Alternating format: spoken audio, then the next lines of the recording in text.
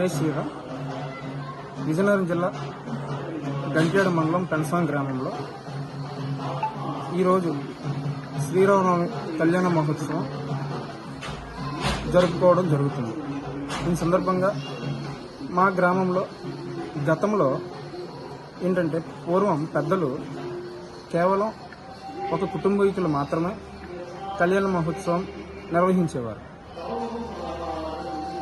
అయితే గత 3 సంవత్సరాలుగా ధర్మబద్ధంగా కళ్యాణ మహోత్సవం నిర్వహించాలని మేము కోరడం జరిగింది. గ్రామ పెద్దలందరం కలిసి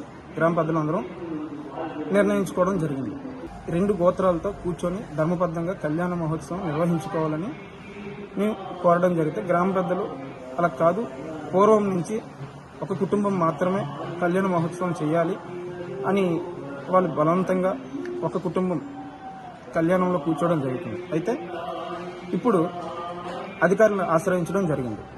సో అధికారులు అందరూ కూడా సానుకూలంగా స్పందించి ధర్మబద్ధంగా కళ్యాణ మహోత్సవం నిర్వహించడానికి ఇరు వర్గాలని ఒప్పించి ఈరోజు ఎటువంటి సంఘటనలు జరగకుండా ప్రశాంతంగా ఉండడం కోసం అధికార యంత్రాంగం కూడా మా గ్రామంలోకి రావడం జరిగింది. అయితే ఈ సంవత్సరం